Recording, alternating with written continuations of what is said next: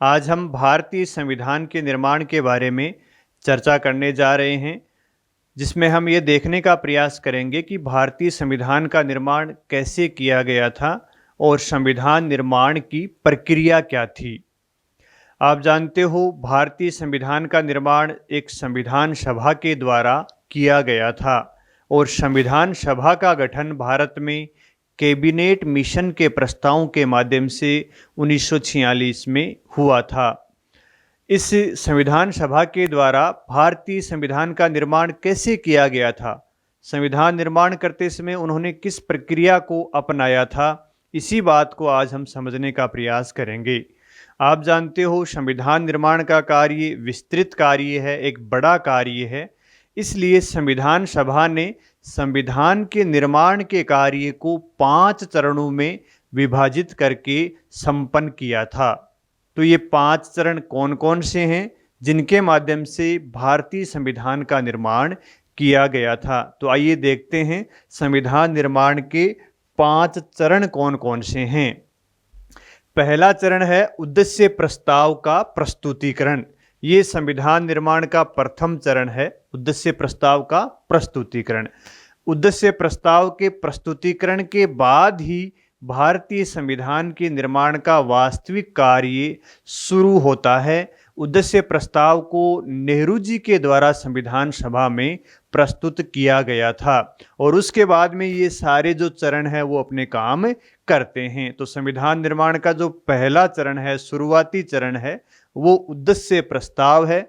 उद्देश्य प्रस्ताव से संविधान निर्माताओं को वो रास्ता मिल गया था जिस पर वो चलने वाले थे, जिसके माध्यम से वो भारतीय जनता के लिए संविधान का निर्माण करना चाहते थे।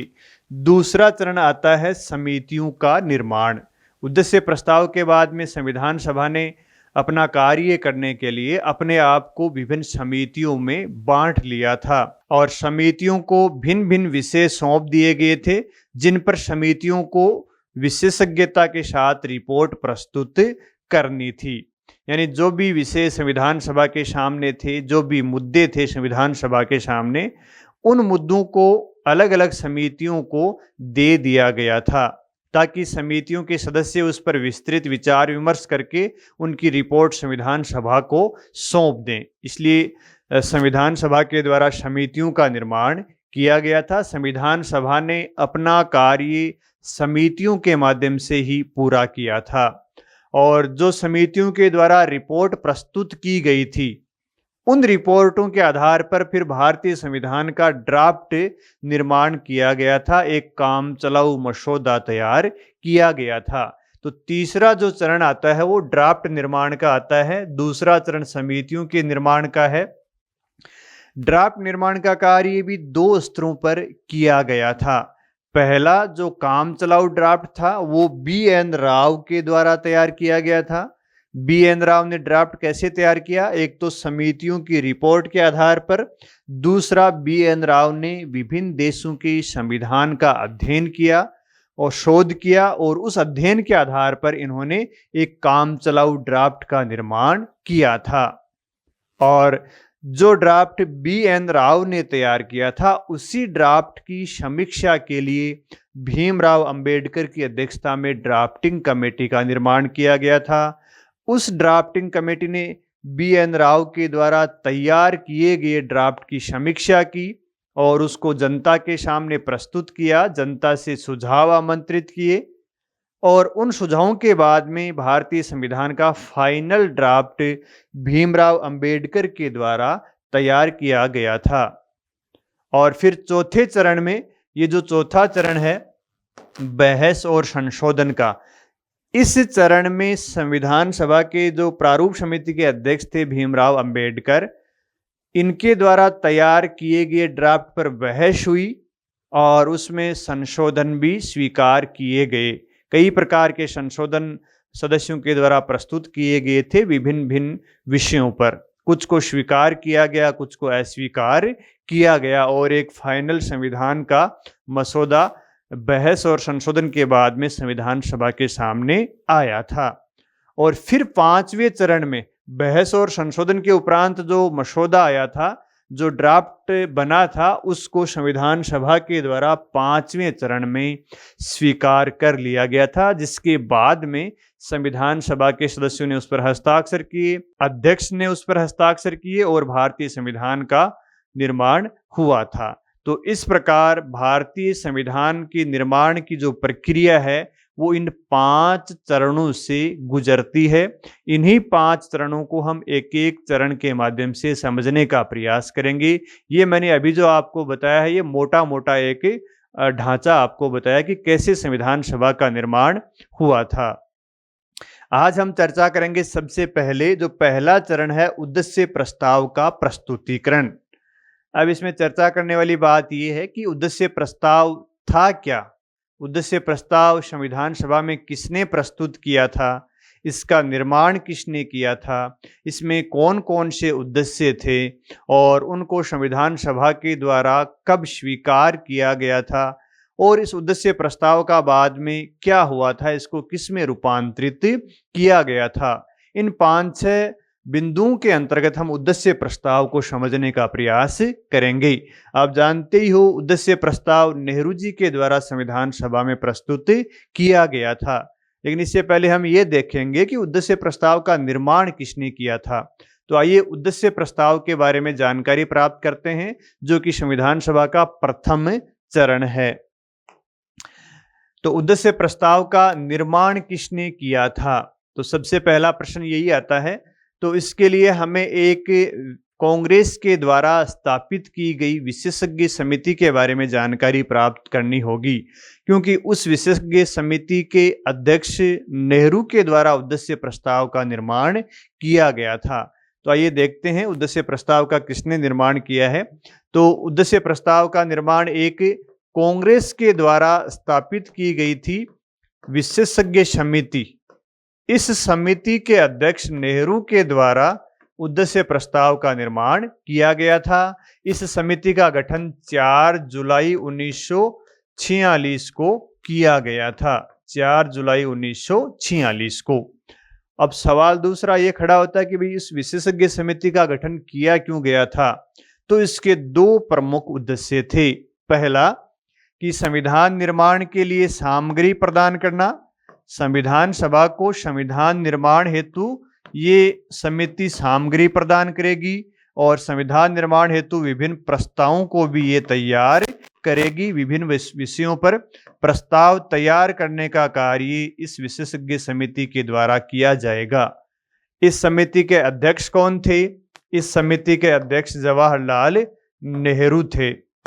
इस समिति के अध्यक्ष कौन थे? जवाहरलाल नेहरू। और इस समिति के अन्य सदस्य भी थे, जैसे के.एम. मुंशी थे, के.टी. शाह थे, के.टी. शाह है, हुमायूं कबीर, एन.वी. गॉडगिल, गोपाल स्वामी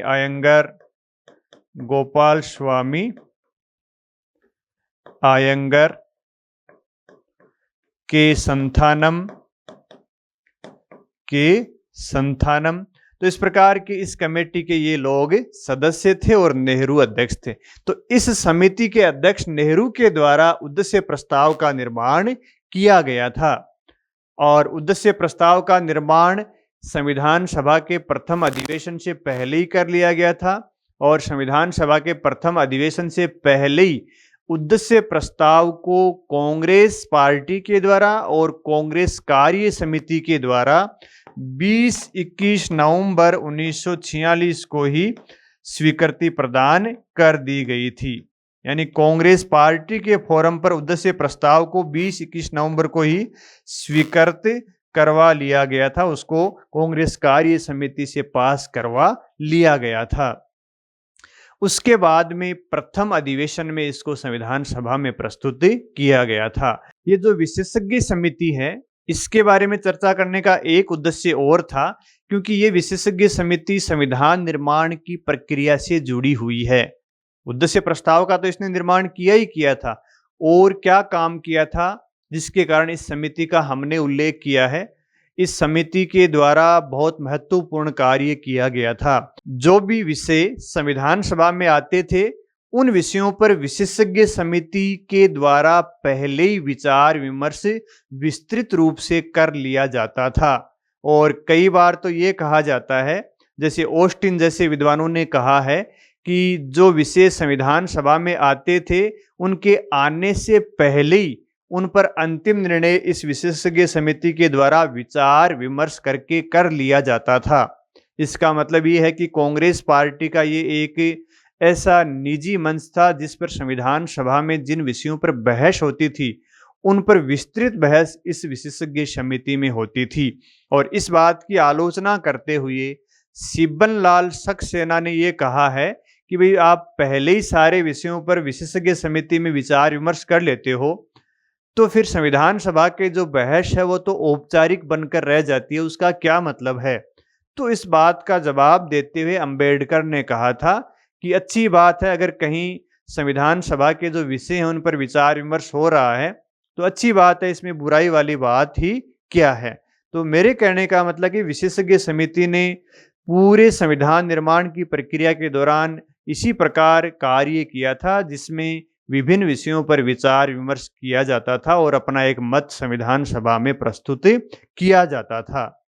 तो इसलिए हमने विशेषज्ञ समिति का उल्लेख यहाँ पे उद्देश्य प्रस्ताव वाले चरण में भी कर दिया है, क्योंकि इसका निर्माण इसी के अध्यक्ष नेहरू के द्वारा किया गया था। अब दूसरा जो हमारे सामने सवाल आता है, वो आता है कि उद्देश्य प्रस्ताव को प्रस्तुत किसके द्वारा किया गया था।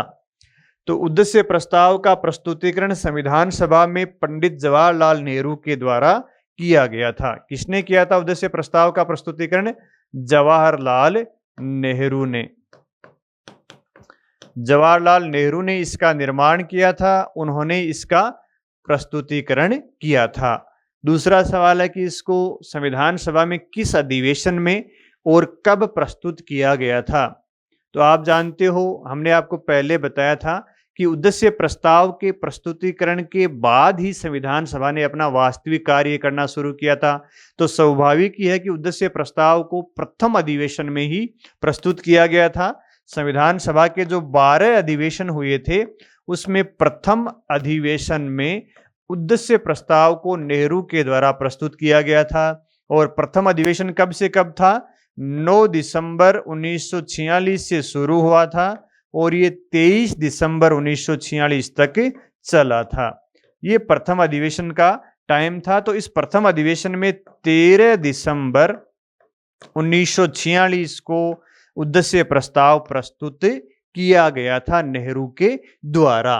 तो दूसरा उत्तर हमें मिल गया कि प्रस्तुत किसने किया संविधान सभा में, कब किया? प्रथम अधिवेशन में किया। और किस डेट को किया? 13 दिसंबर 1946 को किया गया था। फिर तीसरा सवाल आता है कि उद्देश्य प्रस्ताव था क्या? उद्देश्य प्रस्ताव में क्या ऐसी बातें थी जिसके कारण उद्देश्य प्रस्ताव को इतना महत्व दिया जाता है? तो उद्देश्य प्रस्ताव का बड़ा महत्व था, क्योंकि उद्देश्य प्रस्ताव में भारतीय संविधान की जो भावी रूपरेखा थी, वो उद्देश्य प्रस्ताव में प्रस्तुत की गई थी। तो उद्देश्य प्रस्ताव में क्या था? भारत के भावी संविधान की रूपरेखा, भारत के भावी संविधान की रूपरेखा थी। भारत के भावी संविधान की रूपरेखा, यानी इसमें वो सिद्धांत थे जिनके आधार पर भारत के संविधान का निर्माण किया जाना था। तो संविधान निर्माण के सिद्धांत थे, इसमें संविधान निर्माण के सिद्धांत थे और संविधान निर्माण करने के लिए जो बुनियादी बातें थी वो इसमें शामिल थी। इसके अलावा हम यूं कह सकते हैं कि भारत के संविधान के जो आदर्श, उद्देश्य और लक्ष्य थे, जिनको भारत के संविधान निर्माता प्राप्त करना चाहते थे, उनका इसमें उल्लेख था। इसका मतलब भारतीय संविधान के जो आदर्श, उद्देश्य और लक्ष्य थे, उनका उल्लेख उद्देश्य प्रस्ताव में किया गया था। यानी यूं कह सकते हैं अपन शॉर्ट में कि संविधान निर्माताओं को जिस रास्ते पे चलना था, जिस प्रकार का संविधान बनाना था उसका उल्लेख उद्देश्य प्रस्ताव में किया हुआ था कि आपको किस तरीके का संविधान बनाना है, किस तरीके का संविधान के माध्यम से भारत का निर्माण करना है और नागरिकों को इसके माध्यम से हम क्या-क्या देंगे। इन सभी बातों का उल्लेख उद्देश्य प्रस्ताव प्रस्तुत किया गया था, जिसमें 8 उद्देश्य नेहरू के द्वारा रखे गए थे, उसमें इन सब का उल्लेख था। हालांकि उसमें उद्देश्य तो 8 ही थे। उद्देश्य प्रस्ताव में कितने उद्देश्य रखे गए थे? 8 उद्देश्य रखे गए थे। लेकिन इन 8 उद्देश्यों में बड़ी मर्म की बात थी, जिसके माध्यम से ही संविधान निर्माताओं ने भारतीय संविधान का निर्माण किया था। यहाँ से संविधान निर्माताओं ने अपना मार्गदर्शन लिया था। तो इसका मतलब आपकी ये बात समझ में आ गई होगी कि उद्देश्य प्रस्ताव में था क्या। 8 उद्देश्य थे, लेकिन उन उद्देश्यों में क्या बातें थी? संविधान की भावी रूपरेखा थी। इसीलिए मैंने आपको बताया कि संविधान निर्माण का वास्तविक कार्य उद्देश्य प्रस्ताव के प्रस्तुत करने के बाद ही शुरू होता है, क्योंकि संविधान निर्माताओं को पता चल चुका था कि किस तरीके का संविधान का निर्माण करना है, कौन कौन से आदर्श हमें नागरिकों को देने हैं, भारत को किस तरीके का राज्य बनाना है, शासन प्रणाली किस तरीके की होगी। इन सभी बातों का उल्लेख इन्हीं उद्देश्य प्रस्तावों में दिया हुआ था। अब हम शॉर्ट में ये जो 8 उद्देश्य थे इनके बारे में भी पता लगा लेते हैं कि ये 8 उद्देश्य कौन कौन से थे। तो आइए देखते हैं 8 कौन कौन से उद्देश्य थे। तो इन उद्देश्यों में जो सर्वप्रथम बात कही गई थी वो ये कही गई थी कि संविधान सभा भारत को एक स्वतंत्र, संप्रभु और गणतंत्र घोषित करती है। यानी भारत की संविधान सभा भारत को किस प्रकार का राज्य बनाती है? स्वतंत्र, भारत स्वतंत्र, संप्रभु और गणतंत्र होगा। गणतंत्र बोल सकते हैं या गणराज्य भी बोल सकते हैं।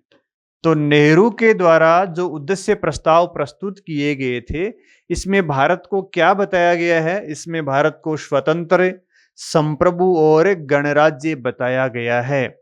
तो इसमें जो पहला सवाल ये आता है कि भाई यहाँ पे लोकतंत्र शब्द का प्रयोग नहीं किया गया है। जब नेहरू जी को पूछा गया कि नेहरू जी आपने इसमें लोकतंत्र क्यों नहीं लिखा, तो नेहरू जी ने कहा कि लोकतंत्र इस गणतंत्र या गणराज्य शब्द में अंतर्निहित है, इसको अलग से लिखने की आवश्यकता नहीं है, क्योंकि जो गणतंत्र है या गणराज्य है इसमें लोकतंत्र समाहित है, इसलिए हमने लोकतंत्र शब्द का प्रयोग नहीं किया। तो उद्देश्य प्रस्ताव के माध्यम से भारत को कैसा राष्ट्र घोषित किया गया? स्वतंत्र, संप्रभु और गणतंत्र। संप्रभु होने का मतलब सर्वोच्च शक्ति भारत के पास ही रहेगी। गणतंत्र होने का मतलब है कि भारत का हेड ऑफ स्टेट कौन होगा? भारत का निर्वाचित राष्ट्रपति होगा। भाई गणतंत्र का मतलब है राज्य का प्रधान कौन होगा? निर्वाचित राष्ट्रपति होगा, कोई निर्वाचित व्यक्ति ही होगा। इसलिए भारत को गणतंत्र कहा गया। ये पहला उद्देश्य था। और दूसरा उद्देश्य था कि संविधान सभा के द्वारा जो संविधान निर्माण किया जाएगा उसमें भारत को एक संघ घोषित किया गया है। यानी भारत किससे मिलकर बनेगा? भारत में ब्रिटिश प्रांत शामिल होंगे, भारत में देसी रियासतें शामिल होंगी। तो ब्रिटिश प्रांत और देसी रियासतें मिलकर एक संघ का निर्माण करेंगी। तो भारत को किस प्रकार का राज्य घोषित किया गया है? एक संघ राज्य घोषित किया गया है। इस संघ में कौन कौन शामिल होंगे? इस संघ में ब्रिटिश प्रांत भी शामिल होंगे और देसी रियासतें भी शामिल होंगी। इन दोनों से मिलकर एक संघ का निर्माण किया जाएगा। तो भारत में कौन शामिल होगा? ब्रिटिश प्रांत भी शामिल होंगे, देसी रियासतें शामिल होकर एक संघ का निर्माण किया जाएगा। तीसरी जो बात उद्देश्य प्रस्ताव में नेहरू जी के द्वारा कही गई कि भारत के संघ की जो इकाइयां हैं, जो राज्य हैं, वो स्वायत्त इकाई के रूप में कार्य करेंगी। भाई भारत में जो राज्य शामिल होंगे वो राज्य अपनी स्वायत्त शक्ति का प्रयोग करेंगे। उन राज्यों को संविधान के द्वारा जो शक्तियां प्राप्त होंगी उन शक्तियों का वो स्वतंत्र रूप से प्रयोग करेंगे। केंद्र का या संघ का उनमें कोई दखल अंदाजी नहीं होंगी।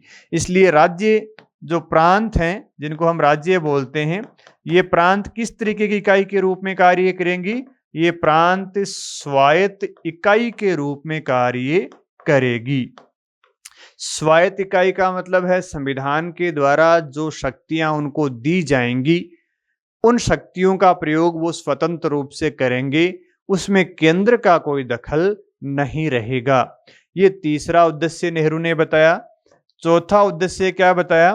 चौथा उद्देश्य ये बताया कि भारत उसके किसी भाग को और भारत की सरकार के जो अंग हैं उनकी शक्ति और सत्ता का स्रोत भारत की जनता होगी। यानी सरकार के पास जो ताकत होती है, जो शक्ति होती है, जो सत्ता होती है, उसके पास काम करवाने की वैधता होती है, वो अपनी शक्ति और सत्ता कहाँ से प्राप्त करेगी? वो भारत की जनता से प्राप्त करेगी। और भारत और उसके जो भूभाग हैं यानी राज्य, उनकी भी सत्ता और शक्ति का स्रोत कौन होगा? भारत की जनता होगी। यानी सरकार के जो अंग होंगे, आप जानते हो सरकार के पास शक्ति होती है, तो सरकार के अंग अपनी शक्ति कहाँ से प्राप्त करेंगे भाई? सरकार के अंग अपनी शक्ति जनता से प्राप्त करेंगे।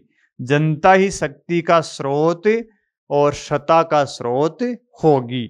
इसका मतलब है संविधान को शक्तियां कहाँ से मिल रही हैं? जनता से मिल रही हैं, और वो संविधान अपनी शक्तियां सरकार के अंगों को दे देता है। फिर पांचवा लक्ष्य नेहरू के द्वारा क्या घोषित किया गया था उद्देश्य प्रस्ताव में? इसमें कहा गया कि हम जनता को न्याय, समानता और स्वतंत्रता प्रदान करेंगे। यानी जो संविधान का निर्माण किया जाएगा, इसमें जनता को न्याय प्राप्त होगी। न्याय कौन सी? सामाजिक न्याय, आर्थिक न्याय और राजनीतिक न्याय। भाई सामाजिक न्याय का मतलब है समाज में किसी प्रकार का भेदभाव नहीं होगा, समाज के संसाधनों पर सभी लोगों का समान हक होगा। आर्थिक न्याय का मतलब होता है समाज में आर्थिक विषमता नहीं होगी, गरीबी समाप्त की जाएगी और आर्थिक रूप से सारे समान होंगे। और राजनीतिक न्याय का मतलब है सभी व्यक्तियों को राजनीतिक प्रक्रिया में भाग लेने का अधिकार होगा, चुनाव लड़ने का अधिकार होगा, वोट डालने का अधिकार होगा। तो जनता को क्या प्रदान करेंगे? न्याय प्रदान करेंगे। न्याय कौन सी? सामाजिक, आर्थिक और राजनीतिक। और जनता को क्या प्रदान करेंगे? समानता प्रदान करेंगे। समानता कौन सी? कानून के समक्ष समानता, यानी कानून के समक्ष सारे लोग समान होंगे। कानून किसी के साथ भेदभाव नहीं करेगा, सभी लोगों के लिए समान कानून का ही निर्माण किया जाएगा और सभी लोगों को अवसर की समानता होगी, यानी लोगों को अपने आगे बढ़ने के समान अवसर मिलेंगे। और तीसरा जो लक्ष्य घोषित किया गया है वो स्वतंत्रता का। हम जनता को क्या देंगे, क्या प्रदान करेंगे? स्वतंत्रता प्रदान करेंगे। स्वतंत्रता किस बात की? अपने विचार की, अपने विचारों के अभिव्यक्त करने की, अपने विश्वास की, धर्म की, उपासना की, इन सभी विषयों में लोगों को स्वतंत्रता प्रदान की जाएगी। तो कहने का मतलब है कि लोगों को न्याय, समानता और स्वतंत्रता प्रदान की जाएगी। ये नेहरू के द्वारा उद्देश्य प्रस्ताव में बताया गया।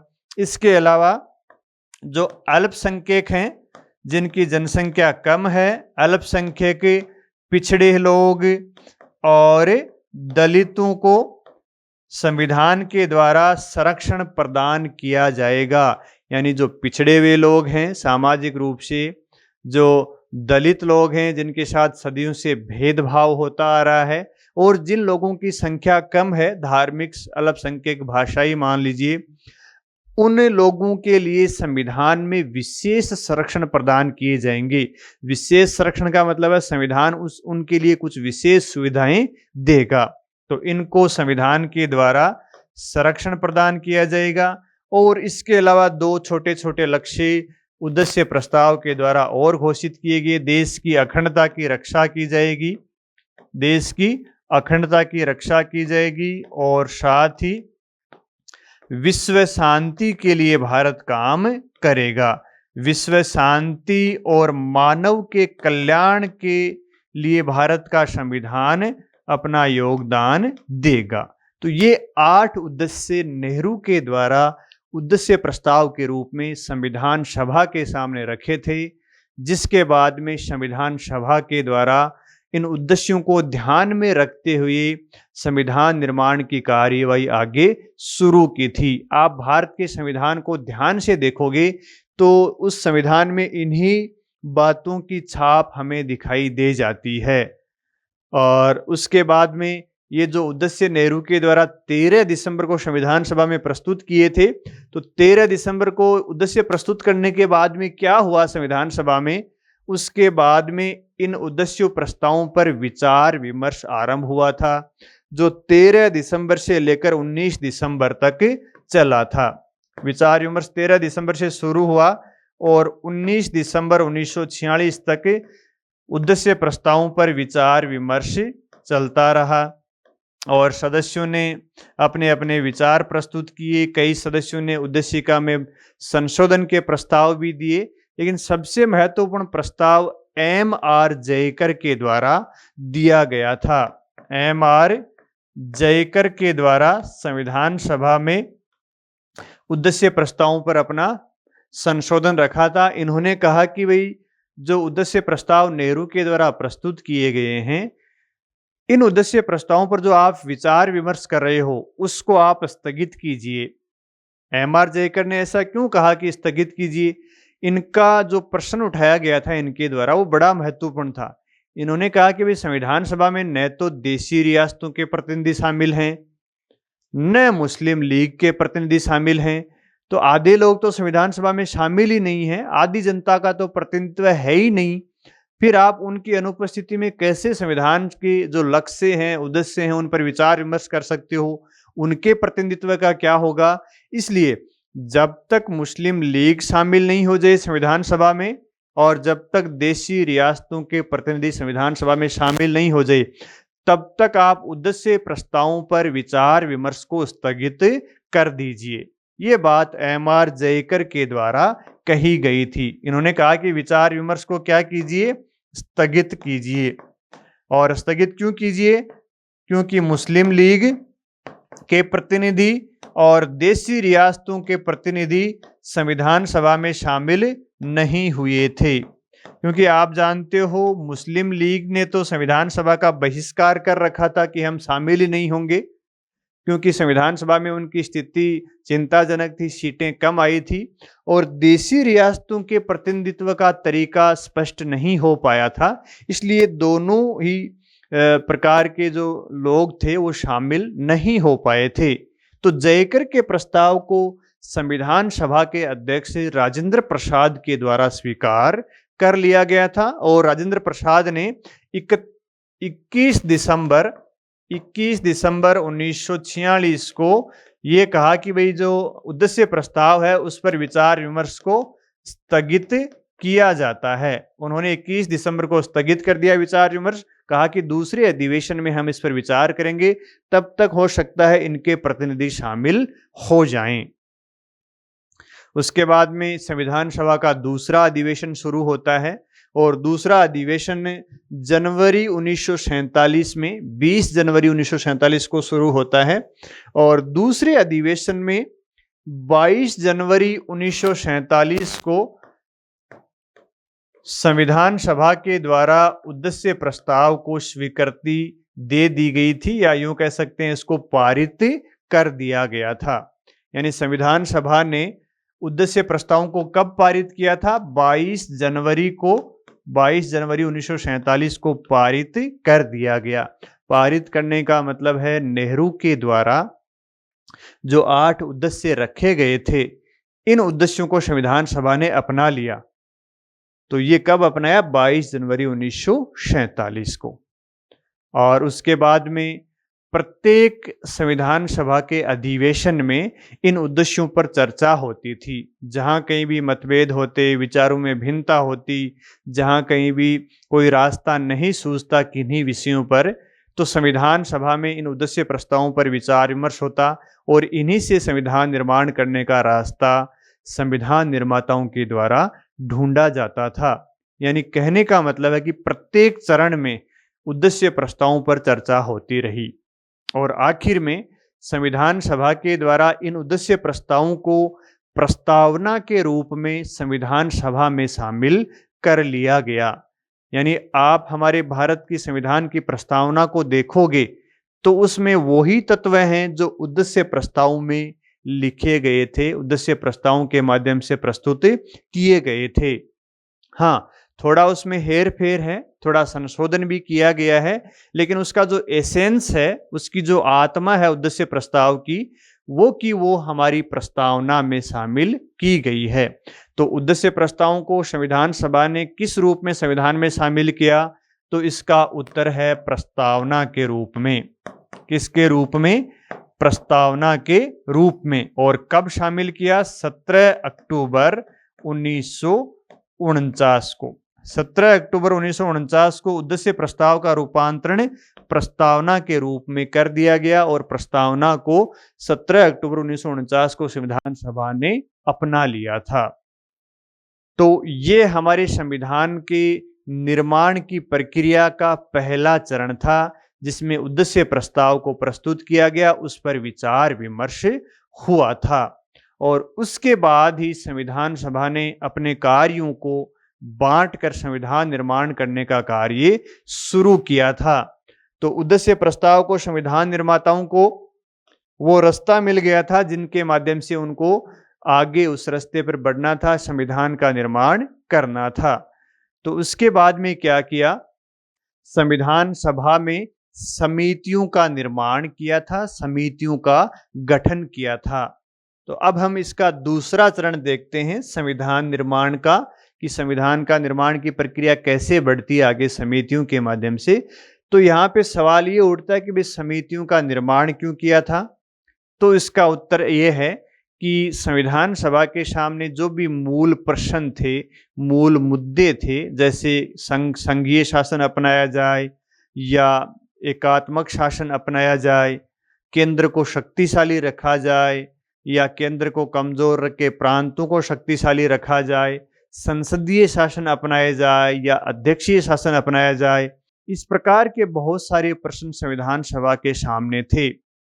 तो इन प्रश्नों पर विशिष्ट राय को शामिल करने के लिए और इन प्रश्नों पर रिपोर्ट प्राप्त करने के लिए, यानी संविधान सभा के सामने जो मूल मुद्दे थे उन पर रिपोर्ट प्राप्त करने के लिए और विशिष्टता का शामिल करने के लिए संविधान सभा के द्वारा समितियों का निर्माण किया गया था। इस पर हमने यहाँ विशिष्टता पर जोर इसलिए दिया है क्योंकि संविधान सभा में लगभग 324 कुल सदस्य थे, उनमें कुछ शामिल हुए, कुछ शामिल नहीं भी हुए थे। तो उन 300 सदस्यों में से सारे सदस्य पढ़े लिखे नहीं थे, सारे सदस्य कानून के जानकार नहीं थे, सारे सदस्य संविधान निर्माता के रूप में काम नहीं कर रहे थे, विशेषज्ञ भी नहीं थे। भाई कोई दलित था, कोई महिला थी, कोई अनपढ़ भी थे, सब लोग जानकार नहीं थे, विशेषज्ञ नहीं थे। इसलिए अगर वो संविधान निर्माण के जो मूल प्रश्न थे, मूल मुद्दे थे, उन पर संविधान सभा में विचार विमर्श करते तो किसी निर्णय पर पहुंच ही नहीं पाते थे, क्योंकि एक तो सभी अपनी राय नहीं रख पाते इतने विषयों पर, और दूसरा संविधान सभा के सदस्यों में विशिष्टता की कमी थी, सारे लोग विशेषज्ञ नहीं थे। इसलिए संविधान सभा में विशिष्टता का समावेशन करने के लिए समितियों का निर्माण किया गया था। संविधान सभा के मुद्दों पर विशिष्टता को शामिल करने के लिए और मूल मुद्दों पर रिपोर्ट प्राप्त करने के लिए समितियों का निर्माण किया गया था। क्योंकि संविधान सभा में 300 लोग थे, कैसे किसी विषय पर बातचीत करते और करते तो कितना टाइम उस पर लग जाता। इसलिए भिन्न भिन्न विषय भिन्न भिन्न समितियों को सौंप दिए। समितियों में किसी में 15 सदस्य थे, किसी में 11 थे, किसी में 7 थे, किसी में 9 थे। उन 9 सदस्यों ने गंभीर विचार विमर्श करके अपनी रिपोर्ट संविधान सभा के सामने रख दी। बाद में संविधान सभा के सदस्यों ने कोई उस पर संशोधन प्रस्तुत किया या अपनी कोई बात रखी और संविधान सभा ने उसको स्वीकार किया तो उसको ड्राफ्ट में स्थान दे दिया गया, अन्यथा उसको ड्राफ्ट में स्थान नहीं दिया। तो इसलिए समितियों का गठन किया गया था ताकि संविधान सभा के कार्य को बांटकर किया जा सके और उसमें विशिष्टता का समावेश कर सकें। बस यही कारण था कि समितियों का निर्माण किया गया था। और इसको वर्तमान में आप भारतीय संसद की कार्य प्रणाली के साथ तुलना करोगे तो वर्तमान में भी हमारे यहाँ संसद में बहुत से कार्य समितियों के माध्यम से संपन्न किए जाते हैं। कारण वही है कि 500 सदस्य हैं संसद में, सभी विशेषज्ञ नहीं होते, इतना टाइम नहीं होता है, इसलिए वो समितियों के माध्यम से कार्य करवाते हैं। तो संविधान सभा ने भी अपना कार्य समितियों के माध्यम से आगे बढ़ाया। तो इसलिए हम अब ये देखेंगे कि इन समितियों में कौन कौन सी समितियां थी, उन समितियों में सदस्य कौन कौन थे, उन समितियों के अध्यक्ष कौन थे और समितियों ने क्या क्या काम किए थे। तो आइए देखते हैं संविधान सभा का दूसरा चरण जिसमें समितियों का गठन किया गया था। तो ये संविधान सभा का दूसरा चरण है। तो देखते हैं कौन कौन सी महत्वपूर्ण समिति हैं और उनके अध्यक्ष कौन थे और उनके सदस्य कौन थे। भाई हमारे संविधान पर एक टिप्पणी करता ग्रेनविल ऑस्टिन ने टिप्पणी की है। उन्होंने कहा कि संविधान निर्माण के कार्य के लिए 4 व्यक्तियों की बड़ी भूमिका रही है। उन्होंने कहा कि जवाहरलाल नेहरू, मौलाना अब्दुल कलाम आज़ाद, राजेंद्र प्रसाद और वल्लभ भाई पटेल, इन 4 लोगों की भूमिका उन्होंने महत्वपूर्ण मानी है। हालांकि बहुत सारे लोगों की भूमिका थी, अंबेडकर की थी, के.एम. मुंशी की थी, के.टी. शाह की थी, सिब्बललाल सक्सेना थे, एस.एन. नारायण अग्रवाल थे, बहुत सारे लोग थे। लेकिन अब किसी विद्वान ने कहा है, तो ग्रेनविल ऑस्टिन ने कहा कि 4 लोगों की भूमिका थी। उन्होंने अंबेडकर की भूमिका को कम माना है क्योंकि उनका कहना था कि बहुत सारी समितियों के जो अध्यक्ष थे वो ये 4 ही लोग थे। इन 4 लोगों की भूमिका बहुत ज्यादा है, बाकी की इतनी भूमिका नहीं है।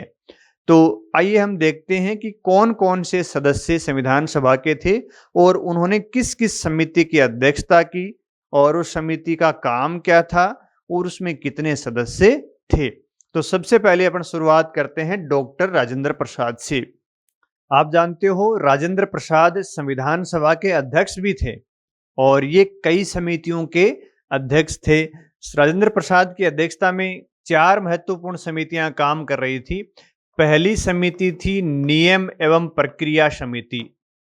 नियम एवं प्रक्रिया समिति, इसको रूल एंड प्रोसीजर समिति भी बोलते हैं। पहली जो समिति थी वो थी नियम एवं प्रक्रिया समिति। इस समिति के अध्यक्ष कौन थे? डॉक्टर राजेंद्र प्रसाद थे। अभी वर्तमान में हम राजेंद्र प्रसाद की अध्यक्षता वाली समितियों को देख रहे हैं। पहली समिति थी नियम एवं प्रक्रिया समिति और ये संविधान सभा की भी पहली समिति थी।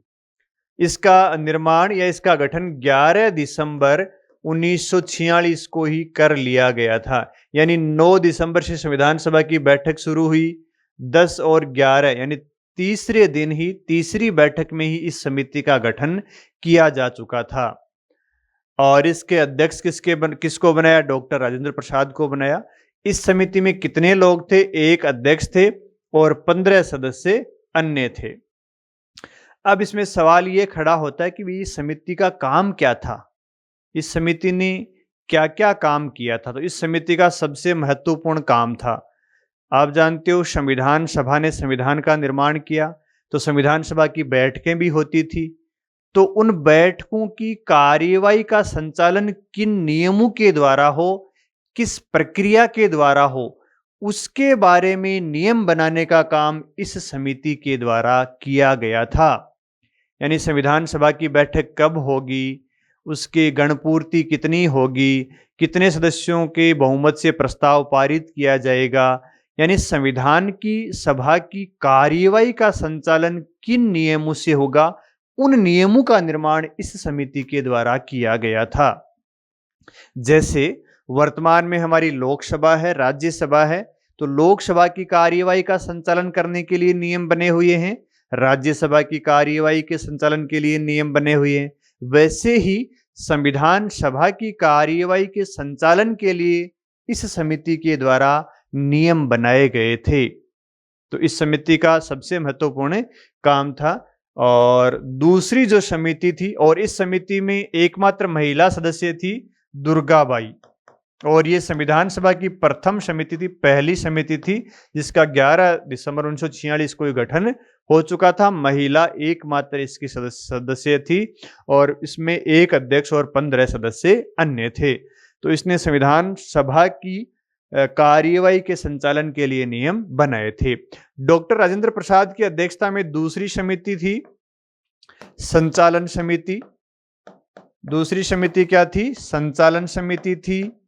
और संचालन समिति को अपने स्टीयरिंग कमेटी भी बोल सकते हैं, स्टीयरिंग कमेटी। इसके अध्यक्ष भी राजेंद्र प्रसाद ही थे और इस समिति के जो सदस्य थे उसमें एक अध्यक्ष और 11 सदस्य इस समिति के थे। कौन सी समिति थी? संचालन समिति, या इसको स्टीयरिंग कमेटी भी बोलते हैं। संचालन समिति क्या काम करती थी? प्रतिदिन संविधान सभा में क्या क्या कार्य किए जाएंगे, कौन से प्रस्ताव आएंगे, उनके बारे में निर्णय करने का कार्य संचालन समिति के द्वारा किया जाता था। यानी नियम समिति तो संविधान सभा में कार्य किस प्रक्रिया से किए जाएंगे वो निर्धारित करती थी, और संचालन समिति प्रतिदिन के कार्यों के बारे में निर्णय लेती थी कि आज इस विषय पर चर्चा करेंगे, कल इस विषय पर चर्चा करेंगे, कौन कौन से प्रस्ताव आज रखे जाएंगे, है ना। प्रतिदिन के कार्यों के बारे में निर्णय ये समिति करती थी, जिसको संचालन समिति या स्टीयरिंग कमेटी बोला जाता है। राजेंद्र प्रसाद की अध्यक्षता में गठित की गई थी। तीसरी समिति है वित्त एवं स्टाफ समिति। वित्त एवं स्टाफ समिति, ये समिति नाम से स्पष्ट है, वित्त से संबंधित थी, पैसे से संबंधित थी, और स्टाफ का मतलब कर्मचारियों की नियुक्ति से संबंधित थी। वे संविधान निर्माण के लिए कर्मचारी भी चाहिए, उनकी नियुक्ति से संबंधित थे, और संविधान निर्माण के लिए पैसे की भी आवश्यकता थी। वे पैसे की आवश्यकता तो कोई भी काम आप करोगे उसमें आवश्यकता पड़ेगी। तो संविधान निर्माण के लिए बजट को पारित करवाने का काम इस समिति का काम था। कितना बजट खर्च होगा, कितना नहीं होगा, कितने कर्मचारियों की नियुक्ति करेगी, इसके बारे में ये समिति सिफारिश करती थी। और इसके अध्यक्ष राजेंद्र प्रसाद थे। सदस्यों की संख्या एक अध्यक्ष और 9 अन्य सदस्य थे। चौथे प्रकार की समिति थी झंडा समिति, उसको ध्वज समिति भी बोलते हैं, झंडा समिति भी बोलते हैं। इसमें भी एक और अध्यक्ष और 9 सदस्य थे। ये भी राजेंद्र प्रसाद की अध्यक्षता में बनी थी, जिसको भारतीय झंडे के निर्माण के लिए, उस पर सिफारिश देने के लिए गठन किया गया था। तो राजेंद्र प्रसाद की अध्यक्षता में ये 4 समितियों का गठन किया गया था। फिर देखते हैं जवाहरलाल नेहरू की अध्यक्षता में कौन सी समितियों का गठन किया गया और उनका क्या क्या कार्य था, कितना उनके सदस्य थे। तो जवाहरलाल नेहरू की अध्यक्षता में भी 4 समितियों का गठन किया गया भाई। देखो, पहली समिति थी संघ संविधान समिति। संघ संविधान समिति नेहरू की अध्यक्षता में गठित की गई थी। दूसरा संघ शक्ति समिति, संघ शक्ति समिति नेहरू की अध्यक्षता में गठित की गई थी। तीसरी है वार्ता समिति। वार्ता समिति, या इसका दूसरा नाम है राज्य समिति, वार्ता समिति या राज्य समिति। और चौथी समिति है प्रारूप संविधान की जांच हेतु समिति। प्रारूप संविधान की जांच हेतु समिति। तो ये चारों समितियां नेहरू की अध्यक्षता में गठित की गई थी। चारों समितियों के अध्यक्ष कौन थे? जवाहरलाल नेहरू थे। तो जो पहली समिति है संघ संविधान समिति, इस समिति के कितने सदस्य थे? इस समिति में 15 सदस्य थे। संघ संविधान समिति में 15 सदस्य थे। और इस समिति का कार्य क्या था? तो संघ संविधान समिति, यानी हमारा जो संघ है, हमारा जो केंद्र है भारत, उसकी कार्यपालिका, व्यवस्थापिका, न्यायपालिका, यानी राष्ट्रपति, प्रधानमंत्री, मंत्रिपरिषद, संसद, लोकसभा, इसके बारे में इस समिति के द्वारा सिफारिश दी थी। यानी संघ की राजनीतिक और प्रशासनिक व्यवस्था के बारे में इस समिति के द्वारा सिफारिशें प्रदान की गई थी। संघ का मतलब केंद्र सरकार की जो भी राजनीतिक और प्रशासनिक व्यवस्था थी उसके बारे में इस समिति को सिफारिश देनी थी। तो ये इसमें समिति में 15 सदस्य थे, अध्यक्ष इसके नेहरू थे। तो संघ की राजनीतिक और प्रशासनिक व्यवस्था के बारे में सिफारिश इसको प्रदान करनी थी। संघ की राजनीति का मतलब प्रधानमंत्री है, मंत्री परिषद है, संसद है, न्यायपालिका है, राष्ट्रपति है, इनके बारे में इसको सिफारिश देनी थी। दूसरी जो नेहरू की अध्यक्षता में समिति थी, संघ शक्ति समिति। नाम देखने पर एक से लगते हैं लेकिन दोनों समितियों के काम अलग अलग थे। संघ संविधान का मतलब है केंद्र सरकार की कार्यपालिका, न्यायपालिका, व्यवस्थापिका, यानी राष्ट्रपति, उपराष्ट्रपति, प्रधानमंत्री, मंत्री परिषद, लोकसभा, राज्यसभा, न्यायपालिका, इनके बारे में सिफारिश देनी थी। संघ शक्ति समिति का मतलब है केंद्र सरकार के पास कौन कौन से विषय रखे जाएंगे, राज्यों को कौन कौन से विषय दिए जाएंगे। तो इस समिति के द्वारा जो हमारी 3 सूचियां हैं, संघ सूची, राज्य सूची, समवर्ती सूची, इनके बारे में सिफारिश दी गई थी। यानी केंद्र सरकार की शक्तियां कौन कौन सी होंगी, राज्यों की शक्तियां कौन कौन सी होंगी। तो इसलिए इसका क्या नाम दिया गया, संघ शक्ति समिति। संघ सरकार की शक्तियों से संबंधित इसने सिफारिशें प्रदान की थी और इसी समिति की सिफारिश पर 3 सूचियां बनाई गई थी, जिनको हम आगे देखेंगे कि संघ सूची, राज्य सूची और समवर्ती सूची। तो इसके बारे में इसने सिफारिश दी। तो दोनों समितियों के काम अलग अलग थे और इस समिति में जो सदस्यों की संख्या थी वो थी 22। इस समिति में 22 सदस्य थे। नेहरू अध्यक्ष थे। तीसरी जो नेहरू की अध्यक्षता में समिति बनी थी वो वार्ता समिति थी, राज्य समिति इसको बोलते हैं। इसमें 1 अध्यक्ष और 5 सदस्य थे। अब सवाल ये खड़ा होता है कि वार्ता समिति या राज्य समिति का काम क्या था। इस समिति का जो काम था वो कैबिनेट मिशन योजना में बताया गया था और ये एक ऐसी समिति है जिसका वर्णन कैबिनेट मिशन प्लान में भी था, जिसको निगोशिएशन समिति भी बोलते हैं।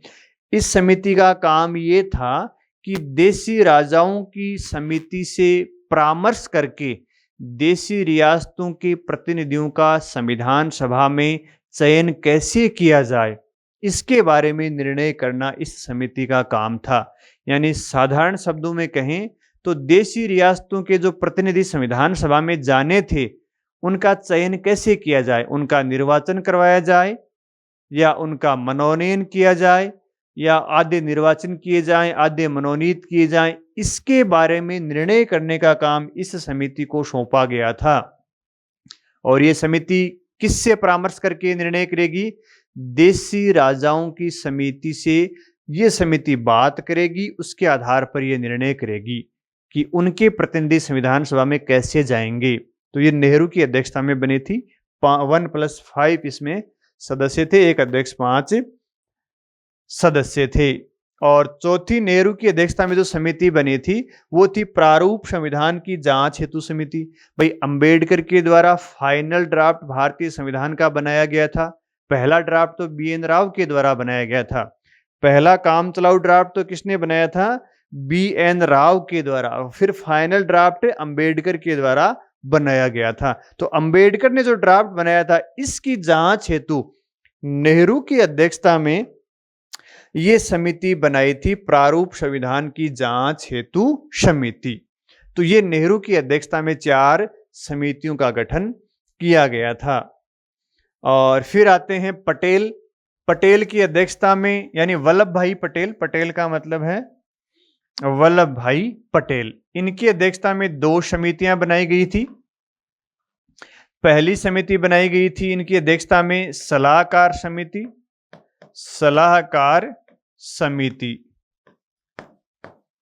पहली समिति कौन सी थी, सलाहकार समिति थी। और दूसरी समिति थी प्रांतीय संविधान समिति।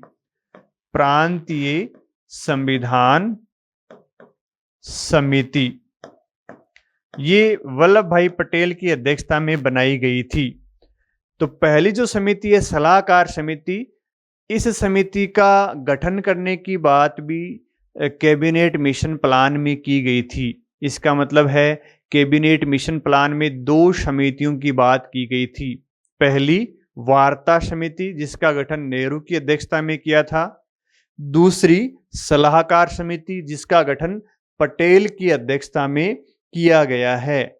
अब सवाल ये उठता है कि ये सलाहकार समिति का काम क्या था, तो इसको 5 महत्वपूर्ण काम दिए गए थे। इसको अल्पसंख्यकों के बारे में रिपोर्ट देनी थी, मूल अधिकारों के बारे में रिपोर्ट देनी थी और जनजातीय इलाकों के बारे में, असम की तरफ जो इलाके थे वहां के बारे में रिपोर्ट देनी थी और उत्तरी पश्चिमी प्रांत, सीमांत प्रांत थे, उसके बारे में इस समिति को रिपोर्ट देनी थी। इसका मतलब ये हुआ कि इस सलाहकार समिति के अधीन 5 उप समितियों का गठन किया गया था। और वो 5 उप समिति कौन सी थी भाई? एक जो समिति थी उसको अल्पसंख्यकों के अधिकारों के बारे में रिपोर्ट देनी थी, अल्पसंख्यक अधिकार समिति थी, अल्पसंख्यक अधिकार उप समिति, जिसके अध्यक्ष कौन थे? H.C. मुखर्जी थे।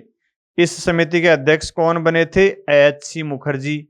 ये इसकी पहली उप समिति थी। सलाहकार समिति की दूसरी उप समिति थी मूल अधिकार उप समिति, दूसरी समिति थी मूल अधिकार उप समिति, जिसके अध्यक्ष कौन थे? J.B. कृपलानी थे, जिसके अध्यक्ष J.B. कृपलानी थे। और तीसरी जो उप समिति थी वो अपवर्जी क्षेत्र, जो असम के क्षेत्र थे, असम के बारे में रिपोर्ट देनी थी।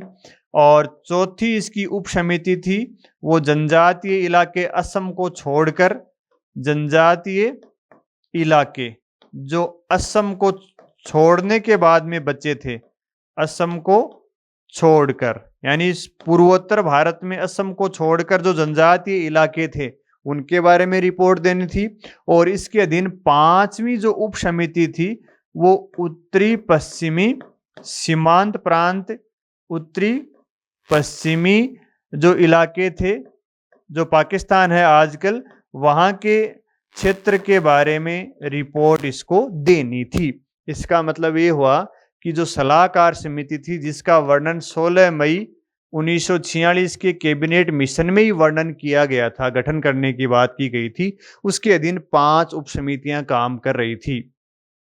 और जिसमें 2 महत्वपूर्ण समितियां हैं, अल्पसंख्यक अधिकार उप समिति H.C. मुखर्जी की अध्यक्षता में, मूल अधिकार उप समिति जो J.B. कृपलानी की अध्यक्षता में काम कर रही थी। बाकी ये जो 3 समितियां थी, 2 समितियां असम की तरफ जो जनजातीय इलाके थे उनके लिए रिपोर्ट देनी थी और एक समिति वर्तमान में जो पाकिस्तान है उसके तरफ जो इलाके थे उनके बारे में रिपोर्ट इसको देनी थी।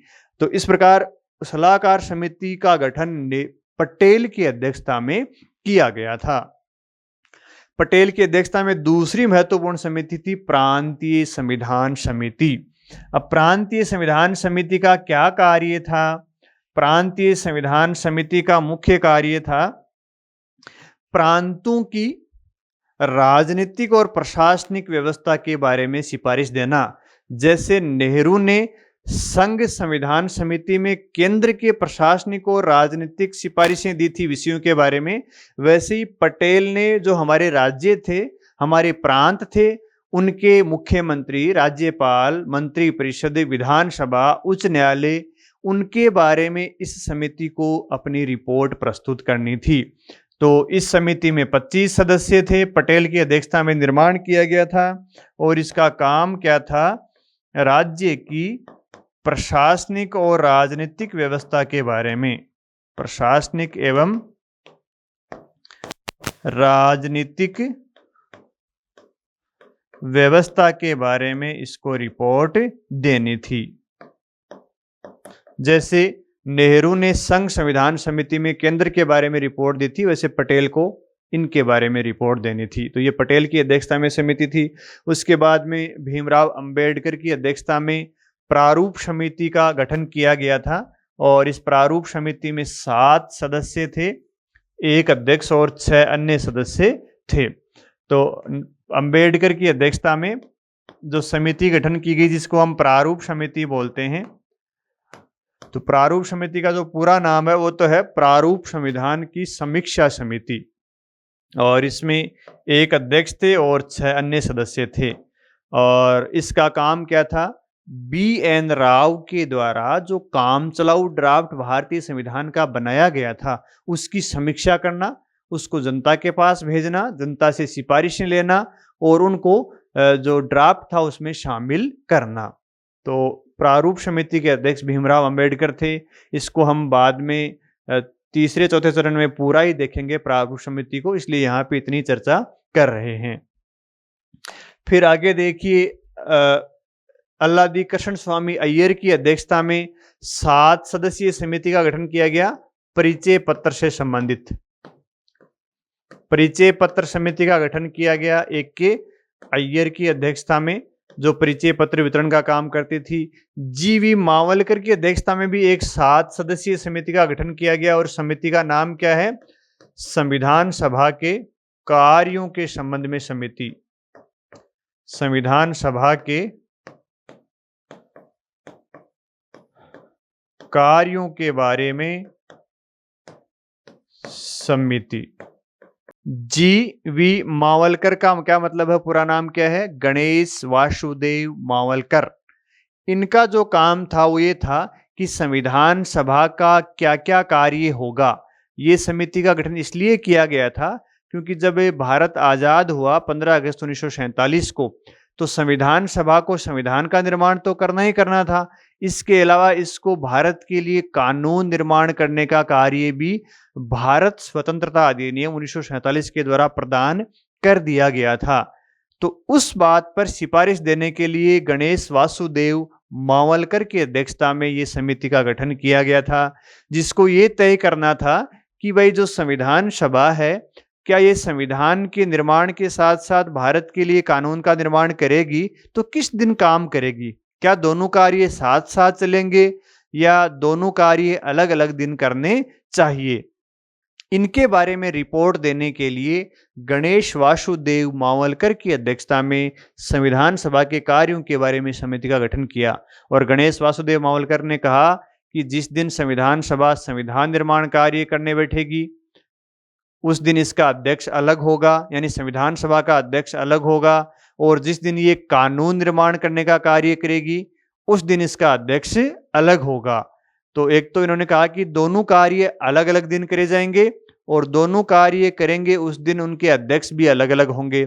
तो जिस दिन संविधान निर्माण का कार्य करेगी संविधान सभा उस दिन इसके अध्यक्ष राजेंद्र प्रसाद थे, और जिस दिन ये कानून निर्माण करने के लिए बैठेगी यानी भारत की संसद की तरह काम करेगी तो इसके अध्यक्ष अलग होंगे, जिसके अध्यक्ष ये खुद ही बने थे। यानी भारत की जो अंतरिम संसद थी जिसने भारत के लिए अंतरिम रूप से कानून बनाने का कार्य किया था संविधान सभा ने, तो उस समय इसकी अध्यक्षता कौन करते थे? जी.वी. मावलकर करते थे। क्योंकि संविधान सभा के भारत की आज़ादी के बाद में 2 कार्य हो गए थे, एक भारत के लिए संविधान का निर्माण करना, दूसरा भारत के लिए कानून का निर्माण करना। तो ये समिति इनकी अध्यक्षता में गठित की गई थी, 7 सदस्यीय समिति थी। फिर आते हैं पट्टाभी सितार मैया। पट्टाभी सितार मैया की अध्यक्षता में 2 समितियों का गठन किया गया था। पहली थी सदन समिति जिसके सदस्यों की संख्या 11 थी, और दूसरी थी चीफ कमिश्नर प्रांतों के लिए समिति। चीफ कमिश्नर प्रांतों के लिए समिति थी जिसमें 7 सदस्य इसके थे। 7 सदस्यों वाली समिति थी चीफ कमिश्नर प्रांत समिति, जिसके अध्यक्ष पट्टाभी सितार मैया थे। और इसके जो सदस्य थे वो राजस्थान के अजमेर मेरवाड़ से जो संविधान सभा के सदस्य थे मुकुट बिहारी लाल भार्गव, वो भी इस समिति के सदस्य थे, मुकुट बिहारी लाल भार्गव। तो पट्टाभी सितार मैया की अध्यक्षता में 2 समितियों का गठन किया गया, सदन समिति और चीफ कमिश्नर प्रांत समिति। फिर आते हैं के.एम. मुंशी की अध्यक्षता में 7 सदस्यीय समिति का गठन किया गया। फिर आते हैं के.एम. मुंशी की अध्यक्षता में 3 सदस्यीय समिति का गठन किया गया और इस समिति का नाम है कार्य संचालन समिति। कार्य संचालन समिति। इस समिति में एक अध्यक्ष थे के.एम. मुंशी और 2 अन्य सदस्य थे। इस प्रकार ये 3 सदस्यीय समिति थी। और इसके बाद देखिए कुछ छोटी छोटी समितियां और हैं। कुछ ऐसे सदस्य थे जो संविधान सभा के सदस्य तो नहीं थे, लेकिन उनकी अध्यक्षता में भी कुछ समितियों का गठन किया गया था। जैसे बी.एन. राव भारत की संविधान सभा के संवैधानिक सलाहकार थे। इनकी अध्यक्षता में देशी रियासतों के लिए प्रारूप संविधान के निर्माण हेतु एक समिति का गठन किया गया था। देशी रियासतों के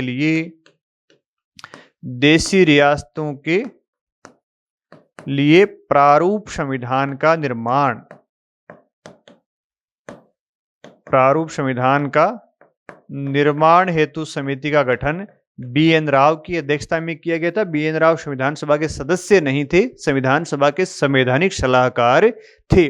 दूसरे एस.के. दर, इनकी अध्यक्षता में भाषाई प्रांत हेतु समिति का गठन किया गया था। ये भी संविधान सभा के सदस्य नहीं थे। और तीसरे थे उषानाथ सेन, इनकी अध्यक्षता में प्रेस दीर्घा समिति का गठन किया गया था। प्रेस दीर्घा समिति का गठन किया गया था।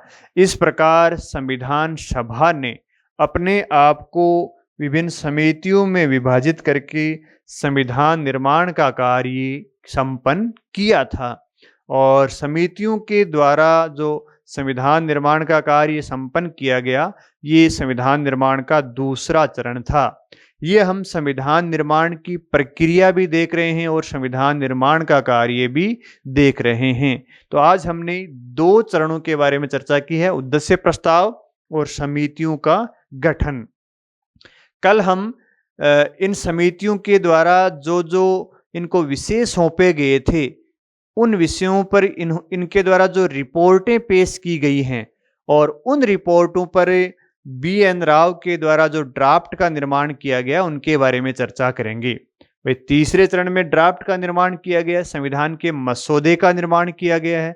तो संविधान का मसौदा निर्माण करने के लिए इनके पास सामग्री कहाँ से आई, कौन कौन से विषयों पर इन्होंने संविधान का निर्माण किया? तो इनके पास सामग्री, एक तो संविधान सभा की जो समितियां थी, उन्होंने अपनी अपनी रिपोर्टें पेश कर दी। दूसरा, बी.एन. राव के द्वारा खुद ही कई देशों के संविधान का अध्ययन किया गया और वहां से जो चीजें अच्छी लगी, जो चीजें भारतीय परिस्थितियों के अनुकूल थी, उनको संविधान सभा के ड्राफ्ट में शामिल कर दिया। तो ये तीसरा चरण है जो ड्राफ्ट निर्माण का, इस पर हम अगली क्लास में बात करेंगे।